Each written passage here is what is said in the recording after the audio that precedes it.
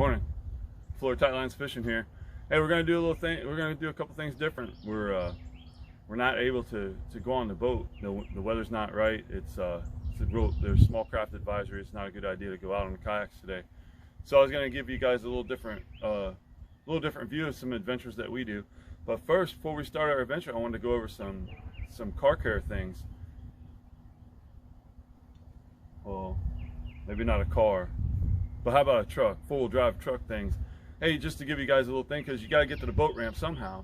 A lot of times you guys are pulling with trucks and stuff like that. So, you know, I got this four-wheel drive truck I wanted to go over with you guys and real quick and show you how to kind of, you know, check your fluids and stuff. A lot of you guys, you know, might think it's silly, but this is an important thing. So yeah, so here's the old four-wheel drive truck. It's a 1999 Dodge 1500 four-wheel drive. It's got the 360 5.9 360 in it. I got a couple, you know, little performance things on it. Just a couple.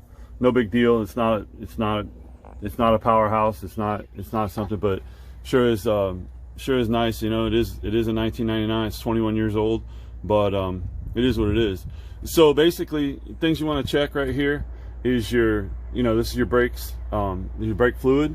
That's your brake booster and all that back air. It gives you power brakes and stuff. That's your brake fluid reservoir. So you're just gonna kind of look on the side, maybe if it's a little dirty or whatever, just shake it up a little bit, shake it a little bit, and you can see the fluid kind of moving in there. If not, and you take the cap off and look down in there, and you can see that it's at the optimal range. All right. Then you're gonna check your power steering fluid right here. That's your power steering pump. That's your power steering fluid, and you got a power steering fluid dipstick in here. So you pull that out, and it's got two settings on it. It's not really like settings, but it's got two, if you look on the end of that cap there, or it's got a dipstick on it, and it's got two levels on it. You got cold and hot. Okay, so you can tell it's full when, you know, on cold. What that means is not cold as in temperature, cold as in it's cold out this morning, but what it means is the engine's cold. It's not been started up, not been running. It's not met its pressures or anything like that.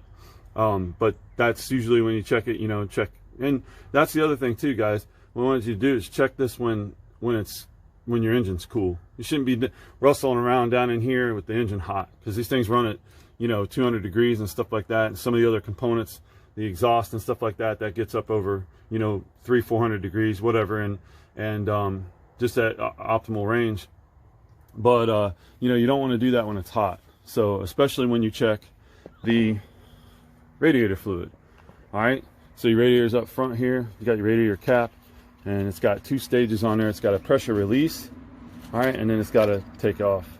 All right, take off the cap. Now you can see it's all nice and goopy down in there, but we can see that there's fluid down in there. All right, and it's at the optimal range. The other way you can check this, all right, make sure you put your cap on tight, because like I said, there's two different stages to the cap. You got a pressure release, and you got where it turns and comes off. All right, so when you push it back on, when you turn it back on, if you just turn it to the first notch, it's gonna release pressure out of here. So you gotta make sure it's fully tight. Then you got your runoff hose that goes down here, and this is your runoff tank. This is another way to check. All right, you can fill from here. That way you don't have to get in the cap, okay? But you can fill from right here. All right. Notice it says, you know, obviously, you know, pay attention to your owner's manual and stuff like that, and make sure you do, you know, things properly. Another thing you want to check is your serpentine belt. Sometimes you have more than one belt, but this happens to be a serpentine style setup. It's just one single belt running all the components: air conditioning, alternator, power steering pump, idler bracket, water pump, and it runs off the bottom of the motor there at the crank. And then going around, continuing around here, you got your engine oil. All right, and usually these dipsticks are marked really well, and this one happens to be marked as well. And I'm gonna get my assistant to hold the camera as I pull the dipstick out and grab my rag. So I'm gonna pull the dipstick out and we're gonna check. All right, and see on there it says safe. All right, so we're gonna wipe that clean. Then we're gonna check. And on here, it's upside down for y'all, but there's add and then safe zone. So you got safe between here and here, and on most of your dipsticks and Engine Care products and Engine Care, they're going to have on the dipstick, you know, do not exceed, do not overfill from there. So when you're putting your fluid back in, your fluids, whether it be your oil, transmission fluid, whatever you're changing or whatever you're updating, just make sure that you don't fill over the certain mark. Okay, keep it in a safe zone. All right, and we don't want to have it below this line which says add. All right, so I usually pull it out, wipe it off real quick, and then stick it back down in there. All right, and then fully make sure you fully, you know, put your dipstick down completely. See, you know, you can put it down a little bit. You're not going to get a good reading, so you push it down, make sure it stops, and then you're going to pull it back out, and then you're gonna quickly check it before you start dripping fluid all over like I am, and quickly check it. And we're in the safe range, so we're good to go on the engine fluid. Now, the other thing is, you know, you just want to give a visual check to everything. You're going to want to check your, you know, make sure all your, you know, this is an older vehicle, so this does have, you know, individual spark plugs. A lot of your newer engines have coil packs, and individual spark plug has an individual coil that fires that plug and specifically, and that's it, and it runs off there. But this one it's an older vehicle, so it has a distributor cap in the back, and then you have your wires running to each cylinder from there. Make sure your items and stuff like that, your components are all bolted down properly. You don't see any loose bolts or anything like that. Just give it a once over, and then you come over here to your air cleaner. Now this has a Black Path Performance Accessory cold air intake box with a cold air intake tube, and then it has a Black Path cold air intake. Actually, it's not a cold air intake, but it's actually a carburetor spacer. It's a 1-inch spacer right there, and just a little bit of performance. It's nothing major, nothing big. The sticker probably adds more horsepower than the actual component. But anyways, check your air filter. This one happens to be a rechargeable one. What that means is I can take this off and I can clean it with proper solvent that is offered by the manufacturer of the air cleaner, usually K&N. They have a solvent that you're only supposed to use for this. This air cleaner is getting a little dirty, okay, as you can tell. It's going to need here in a couple miles, maybe the next engine oil change. I'm gonna get with it and give a once over on that and clean it up. Anyways, that's kind of what you're looking for. Now, the other thing, one last component that we didn't forget is our transmission. Okay, and here's your transmission fluid. Okay, that's your dipstick. But you check the transmission fluid. You got to check it when it's hot. All right, and what you're doing there is you start the motor up, you get the motor up to temperature, and then you check it. You know, when it's in neutral, put the vehicle in neutral, put the brake on, and make sure you're safe. Make sure it's not on an incline. Make sure it's on level ground.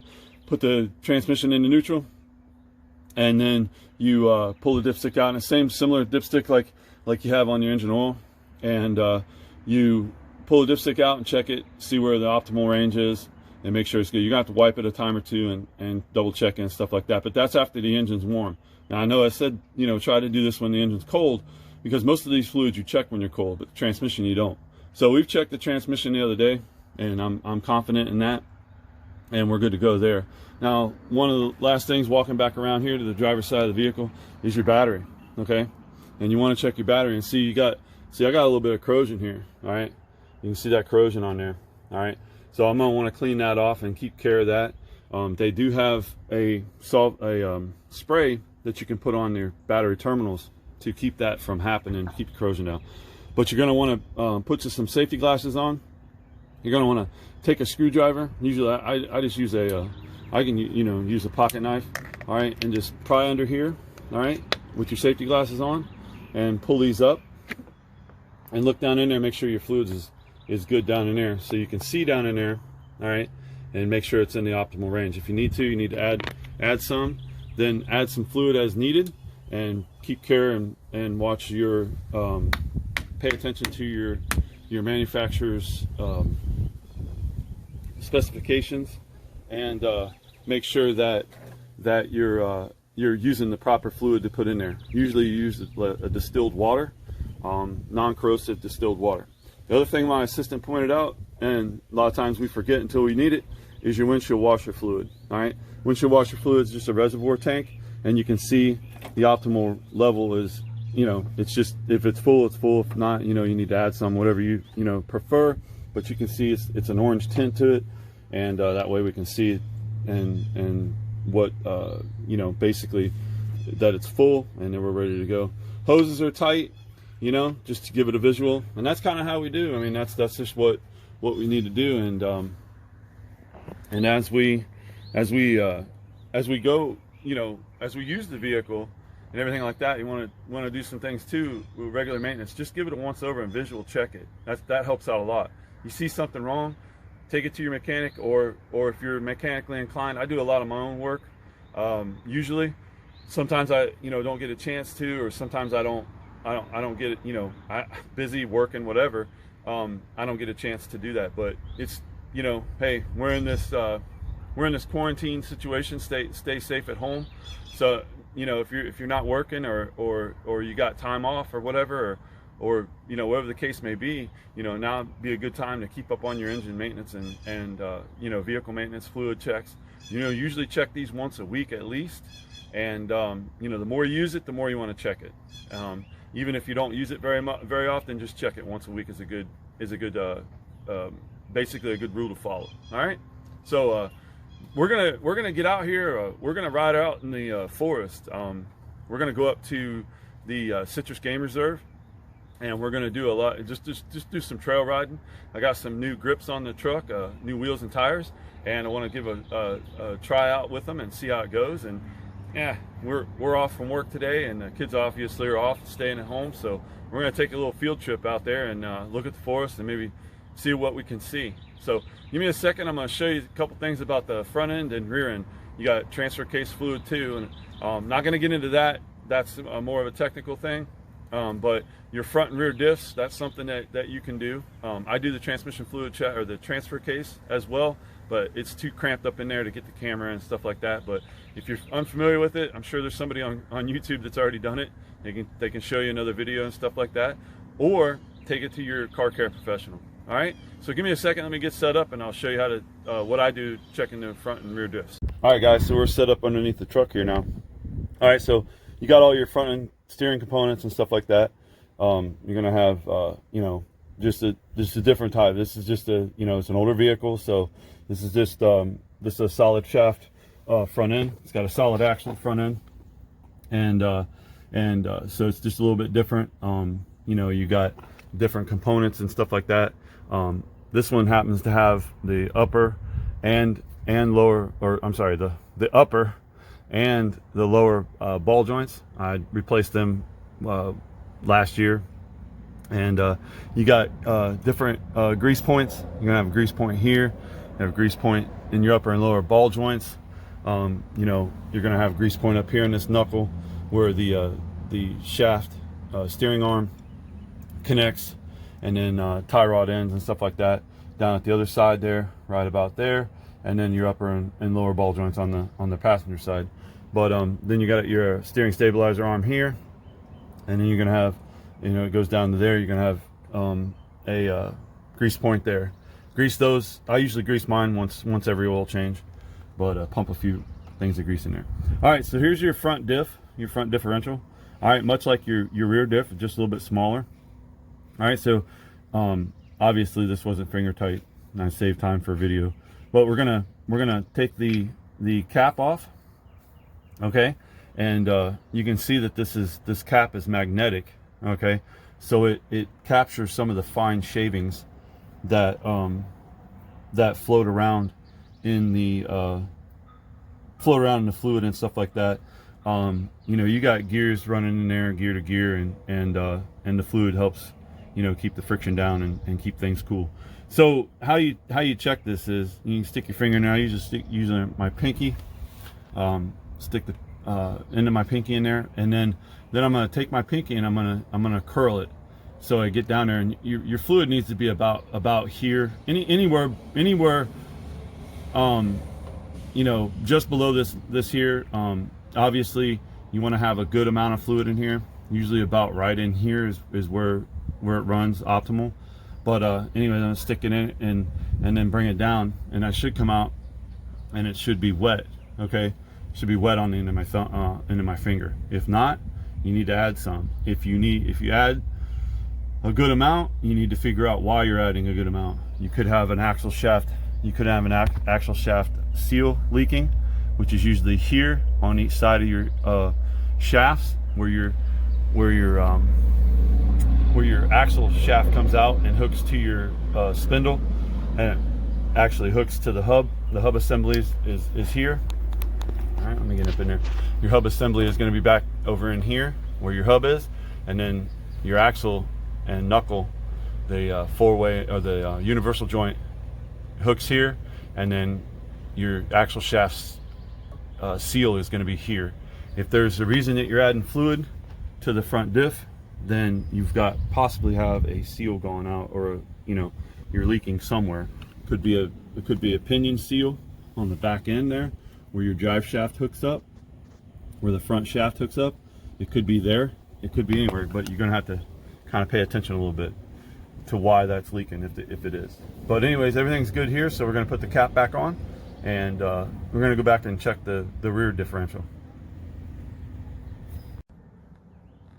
All right, guys, so we pulled the truck out, and just a little bit, and another thing I want to talk to you about is when you start your vehicle up, and this goes for any vehicle, you got to figure, especially if it's been sitting for a minute or two, or a little while, I mean like overnight or whatever, you get in it in the morning. I see people a lot, they start their vehicle up and they just drop it and drive and go, or drop it in reverse and back out of their driveway or whatever. Man, give it a little bit to warm up. Give it a chance to, it doesn't have to meet, come up to the 210 degrees or whatever your vehicle runs at. All it's got to do is just give it a second to pump the fluids up in the top of the motor and the valve train and the top of the motor and everything like that, and pressurize the systems a little bit and stuff, instead of just getting it and go. Your transmission warm up and stuff like that. And then what I mean by warm up is just come up to fluid pressures and stuff like that. Give it a second. Give your minute for your gauges to come up and stuff like that. Don't be in such a big hurry. Once you get your vehicle warmed up for the first time of the day, and you drive it to work or whatever, and it sets for a minute, do it again at the end of your shift and stuff when you come out. Get it, start it up, and let it come up to temperature a little bit. Let it come up to some pressures and stuff like that for a few minutes. It's just 30 seconds. It won't take that long. But anyways, all right, so we're underneath the back end here. And so this is your rear diff, all right? And this one's different. I don't know if you noticed, the front had a plug in it that you actually use the tool, a wrench or whatever, to unscrew. And this one's just got this plug is just a rubber plug. It's a rubber grommet. So it's like a rubber grommet. So take a straight screwdriver, and now listen, if you don't feel comfortable doing this, then obviously let a car care professional do it. But just and you got to make sure you don't cut this, okay? Because if you do, it's going to leak. All right, you're going to need another one. So just reach up in there and pry this off without gouging it, and all it is just a rubber grommet.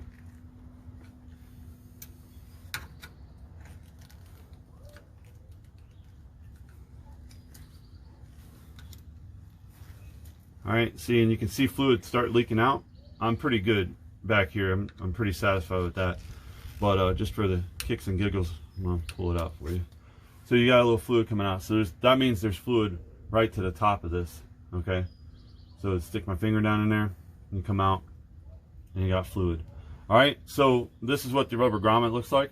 Oh, it is just a rubber seal, rubber grommet. And we're good to go, we're done. We checked our fluids.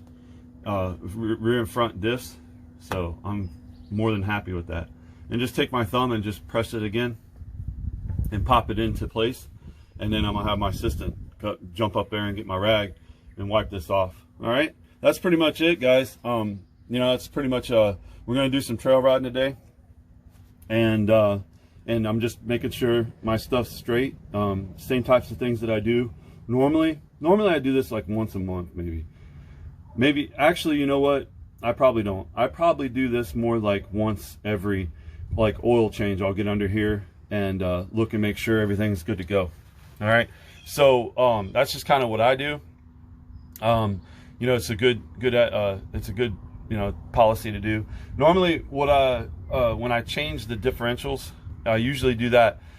Just depends on what your car manual calls for, what your manufacturer calls for. But I normally do about every 10 to 20,000 miles. Usually is what the differentials, you know, call for. It depends, but like I said, there again, if your vehicle gets a lot of miles, if your vehicle gets a lot of, if you run into some, you know, a lot of idle time, traffic, you know, a lot of traffic, which we're not having a lot of traffic right now, with all the central people just on the roadways and stuff right now. But if you're doing a lot of traveling and stuff like that, a lot of idle time, you're going to want to change your fluids a little bit more frequent. But just get with your car care professional if you got any questions. And I hope you kind of enjoyed this. Just a little different. It's a lot more than fishing. A lot more to fishing than goes just casting a line and putting bait on the end of the line and casting it. You know, you got to get to the boat ramp, and you want to get home too. So, anyways, y'all, we're gonna hopefully get some good footage. We'll probably put that in another video. And I just wanted to show you what we do, trying to, you know, get to the boat ramp or get back home. Take care, y'all. Thanks.